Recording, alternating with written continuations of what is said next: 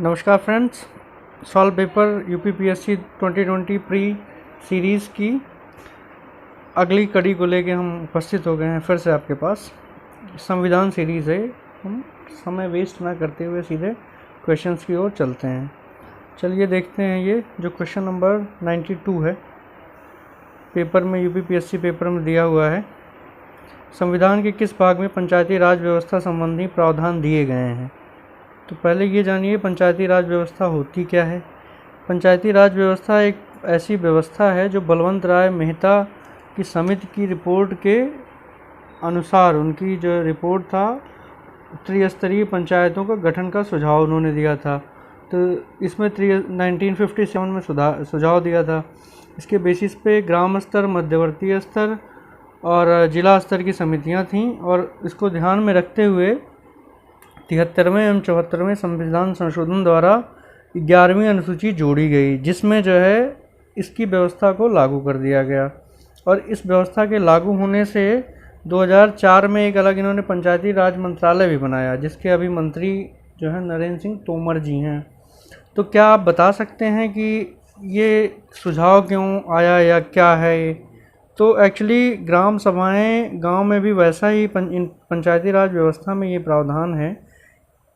महात्मा गांधी की ये जो है संकल्पना थी, उसी को ध्यान में रख के आर्टिकल 40 के अंतर्गत, आर्टिकल 40 के अंतर्गत जो है ग्राम पंचायतों के गठन की व्यवस्था की गई थी संविधान में। और 11वीं अनुसूची जोड़ा गया था। इसमें 29 विषयों की व्यवस्था थी और इसमें ग्राम सभाएं गांव में वैसा ही कार्य करें जैसा कि राज्य विधानमंडल जो है राज्यों में करते हैं। तो इसको जो है किस भाग में प्रावधान दिए गए हैं? तो इसका जो सही उत्तर है वो भाग 9 है।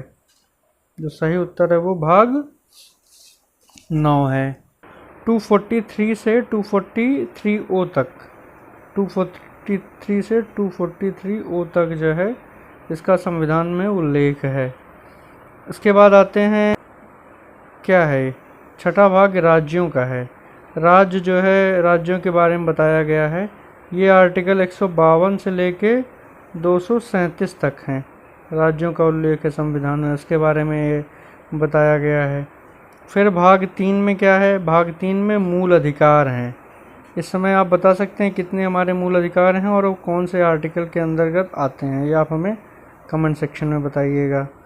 तो कितने हैं वैसे मैं बता देता हूँ कौन कौन से हैं, या नेक्स्ट लेक्चर में बता देंगे अगर आप पूछेंगे तो। इसके बाद 4th A है। 4th A क्या है? ये मूल कर्तव्य दिए गए हैं। मूल कर्तव्य, संघात्मक व्यवस्था में तृतीय तल कब जोड़ा गया? संघात्मक व्यवस्था जो है एक, अगर इसको सिंपल भाषा में समझें तो जहाँ कहीं छोटे छोटे राज्य मिलकर एक संघ का निर्माण करें और संघ के रूप में वो जो है शासन चलाएं, और राज्य की शक्तियों का जो विभाजन है वो संवैधानिक स्तर पे हो, और वो किस में हो? केंद्र और उसके इकाइयों के बीच जहाँ पे होगा, उसको हम क्या कहेंगे? संघात्मक व्यवस्था कहेंगे। तो ये शासन प्रणाली क्या है? शासन प्रणाली की अगर हम बात करें तो एकात्मक है, संघात्मक शासन है। एकात्मक शासन जैसे हो गया उत्तर कोरिया में, संघात्मक शासन जो है जैसे भारत में हो गया। जहाँ मतलब संघात्मक शासन वही हो गया कि जहाँ शक्तियाँ भारत, केंद्र और राज्य के बीच में बटी हो गई हैं। संघात्मक वैसे आया है फेडरेशन शब्द से। फेडरेशन शब्द जो है लैटिन भाषा का शब्द है, जिसका जो फोडस है, फोडस से बना है। फोडस का अर्थ है संधि या समझौता। संधि या समझौते के से मिल के ये बने हुए हैं।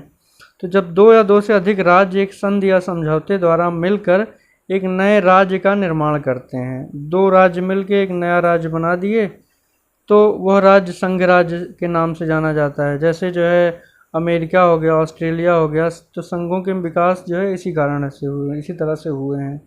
तो संघात्मक शासन के लक्षण क्या क्या हुए? संघ जो शासन के 3 लक्षण जो जनरली माने गए हैं, उसमें संविधान की सर्वोच्चता होती है, शक्तियों का प्रॉपर विभाजन होता है और न्यायपालिका की सर्वोच्चता होती है। क्वेश्चन पे आ जाते हैं। 1990 में क्या हुआ था? तृतीय तल कब जोड़ा गया था? अब तृतीय तल की बात करें तो 1990 में जो है क्या हुआ था? तृतीय तल नहीं जोड़ा गया था। इसमें 65th संशोधन हुआ था, जिसमें मल्टी मेंबर इलेक्शन कमीशन बना था SC ST के लिए। तो ये आंसर तो बिल्कुल नहीं है। उसके बाद 1991 की बात करेंगे तो यहाँ 69th अमेंडमेंट हुआ था। इसमें क्या था, जो दिल्ली यूटी थी उसको जो है एक स्पेशल स्टेट का दर्जा दिया गया था, national capital territory of Delhi के नाम से। तो ये भी ऑप्शन हमारा गलत हो गया। इसके बाद हम 1992 पे आते हैं। तो 1992 में क्या हुआ था, इसमें जो है फर्स्ट अमेंडमेंट हुआ था जिसमें कोंकणी, मणिपुरी और नेपाली 3 भाषाओं को जो है जोड़ के 8वें शेड्यूल में रखा गया था और टोटल भाषाएं जो है वो 18 कर दी गई थी उस समय। और इसमें एक और किया था, 73वां संशोधन भी हुआ था जिसमें पंचायती राज को जोड़ा गया था। और इसी में जो है 74वां भी हुआ था जो इम्पोर्टेंट था, जिसमें शहरी निकायों को क्या किया था, संवैधानिक दर्जा दिया गया था। तो जो हमारा सही आंसर है क्या है, तृतीय तल किस में जोड़ा गया था, 1992 में ही जोड़ा गया था। फिर ये हमारा बिल्कुल सही, 93 में कोई ऐसा इंपॉर्टेंट संशोधन हुआ नहीं था, तो हमारा सही आंसर 92 है। निम्नलिखित में से कौन सा संविधान के अनुच्छेद 3 के तहत संसद के एक कानून द्वारा संभव नहीं है। तो अनुच्छेद 3 में क्या क्या है, एक नए राज्य का गठन है, नए राज्यों की क्षेत्र का परिवर्तन भी है, राज्य की सीमा का भी परिवर्तन है, लेकिन नए राज्यों का जो प्रवेश है वो नहीं है। तो वो किस में है, आर्टिकल 2 में है। आर्टिकल 2 में है, तो हमारा जो सही आंसर है वो क्या है, ये है। ठीक, अगला क्वेश्चन है कि पंचायतों के लिए कराए जाने वाले सभी निर्वाचन के संचालन का अधीक्षण, निर्देशन और नियंत्रण किसमें निहित होता है। राज्यपाल में, निर्वाचन आयोग में, जिला पंचायत राज अधिकारी में और राज्य निर्वाचन आयोग में। तो पंचायत के रिलेटेड जितने भी निर्वाचन का संचालन होता है वो राज्य निर्वाचन आयोग में होता है। और जो राज्यपाल संवैधानिक मुखिया होता है। तो जो संविधान है आर्टिकल 156 में राज्यपाल के कार्यकाल की जानकारी है। 157-58 में जो है योग्यताएं और वेतन है उसका। इसके बाद 158 में योग्यताएं और 158(3) में उसके वेतन के बारे में जानकारी है। 166 ये कहता है कि जो कार्यपालिका के जितने कार्य हैं वो राज्यपाल के अंदर में होने चाहिए। और 164 में ये जो है मुख्यमंत्री और मंत्रिपरिषद की नियुक्ति की बात करता है। तो निर्वाचन आयोग के बारे में अगर हम कहें तो निर्वाचन आयोग जो है आर्टिकल 324 में है संविधान में, और ये एक बहुसदस्यीय संस्था के तौर पर कार्यरत है, जिसमें 3 निर्वाचन आयुक्त हैं जिनका कार्यकाल 6 वर्ष का होगा या 65 साल का होगा। 6 वर्ष या 65 साल का होगा। तो आप अभी बता सकते हैं कि वर्तमान में हमारे निर्वाचन आयुक्त कौन है, मुख्य निर्वाचन आयुक्त कौन है और राज्य के निर्वाचन आयुक्त कौन है। और उसके बाद जो है जिला पंचायत राज अधिकारी। पंचायत राज अधिकारी क्या काम होता है, जिला पंचायत राज अधिकारी जो है पंचायती राज व्यवस्था में जिले का सर्वोच्च अधिकारी होता है, जिसको डीपीओ भी कहते हैं।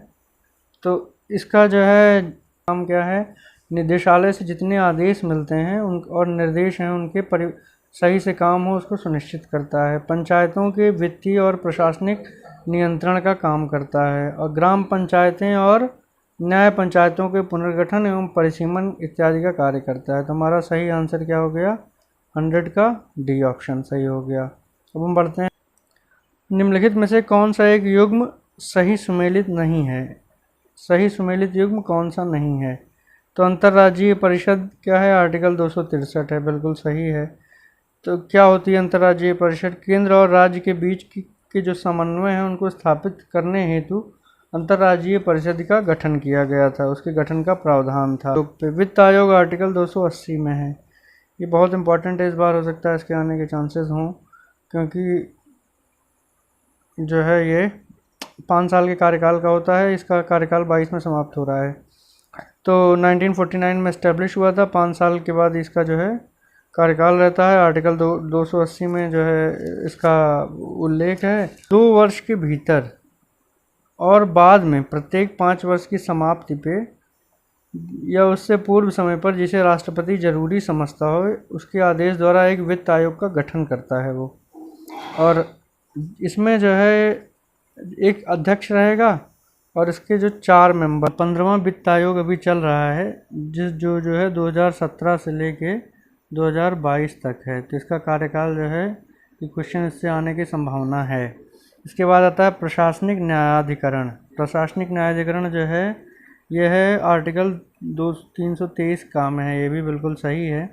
ये क्या है कि सामान्य न्यायालयों से अलग जो है जब किसी स्वतंत्र न्यायिक किस्म के अभिकरणों का गठन शासन करता है। प्रशासनिक न्यायाधिक या अर्ध न्यायाधिक न्यायिक अभिकरण कहते हैं। कभी कभी इनका स्रोत संविधान भी होता है। इनको शक्तियां भी शासन द्वारा ही प्रदान की जाती हैं और प्रशासनिक कर और संबंधी विवादों को हल करने हेतु इसकी स्थापना की जाती है। ये मूल संविधान में मौजूद नहीं है और 42वें संविधान संशोधन अधिनियम द्वारा 1976 में ये जो है शामिल किया गया था। तो अगर हम का की बात करें तो जो 323 में का है वो प्रशासनिक अधिकरण का है और खा जो है वो अन्य मामलों के अधिकरण का है। ठीक, इनका कार्य क्या है? विवादों का निर्णय है, संघर्ष में लगे दो पक्षों में समाधान है और प्रशासनिक निर्णयन है और पहले से मौजूद निर्णय की जो समीक्षा करता है। इसके बाद हम तो जो है संघ लोक सेवा आयोग और राज्य लोक सेवा आयोग दोनों के लिए जो है लोक सेवा आयोग है। तो ये खाली एक के लिए नहीं है, तो आर्टिकल 315 गलत है। तुम्हारा सही ऑप्शन यही है। इसके बाद हम भारतीय संविधान का कौन सा अनुच्छेद केंद्रीय सतर्कता आयोग का वर्णन करता है? तो केंद्रीय सतर्कता आयोग का काम क्या है? 1964 में के संथानन की भ्रष्टाचार समिति की सिफारिशों के आधार पर इसका गठन किया गया था और केंद्रीय सतर्कता आयोग अधिनियम 2003 द्वारा इसे सांविधिक जो है दर्जा प्राप्त है। सांविधिक माने होता है जैसे ऐसा निकाय है जो, जैसे आप जानते हैं महिला आयोग हो गया, लोकपाल हो गया, लोकायुक्त हो गया। और जो है इसका काम क्या होता है? अधिकारियों और कर्मचारियों से संबंधित भ्रष्टाचार नियंत्रण की एक सर्वोच्च संस्था है ये। आर्टिकल 268 क्या है देखते हैं। संघ द्वारा लगाए जाने एवं राज्य द्वारा नियोजित एवं वसूले जाने वाले शुल्क के बारे में है।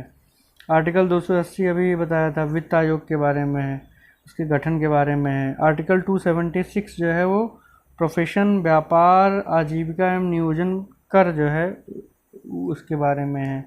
तो ये डी ऑप्शन जो है सही है क्योंकि इसमें से कोई नहीं है। इसके बाद हम आते हैं अगले क्वेश्चन पे।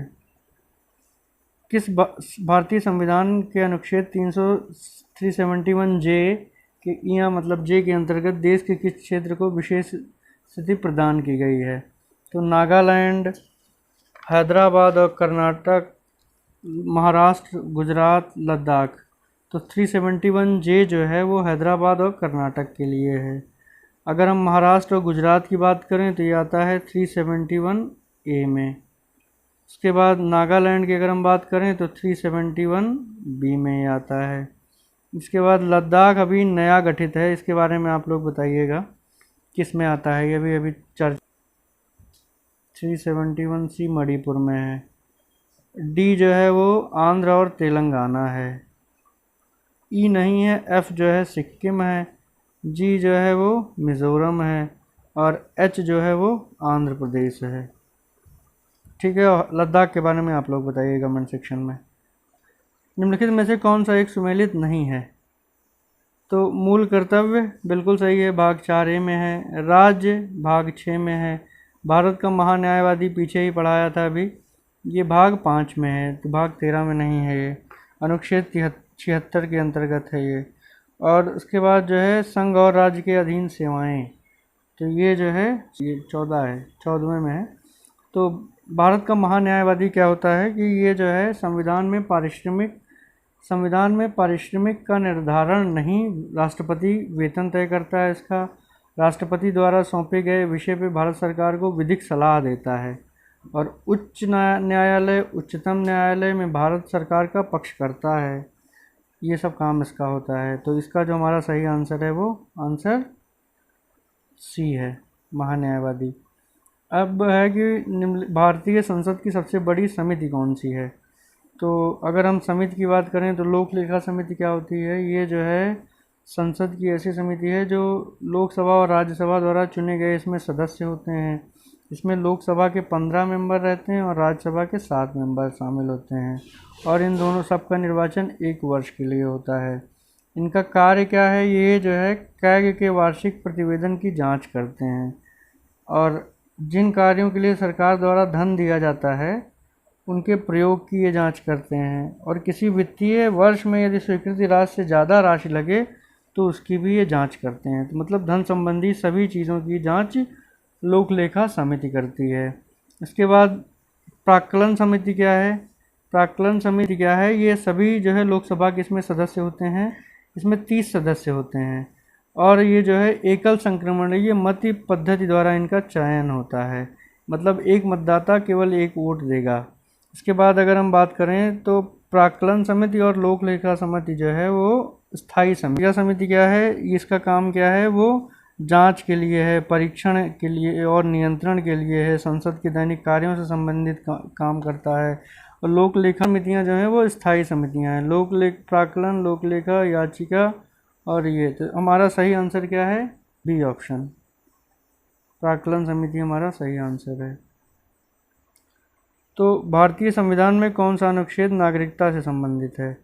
तो नागरिकता जो है भाग, अगर हम 1 की बात करें तो इसमें अनुच्छेद 1 से 4 तक है, जो संघ और उसका राज्य क्षेत्र बताता है, और जो भाग 2 है वो जो है 5 से 11 तक है, और वो नागरिकता के बारे में बताता है। तो नागरिकता से संबंध जो है क्या है, वो 5 से 11 है। तो हमारा सही आंसर यही है, बाकी जो है कोई सटीक आंसर नहीं है। तो कैसा लगा, आप हमको इसको कमेंट सेक्शन में ज़रूर बताएं, और हमसे ऐसे ही नए क्वेश्चंस के लिए हमसे जुड़ते रहें। लाइक करें, शेयर करें, सब्सक्राइब करें। धन्यवाद।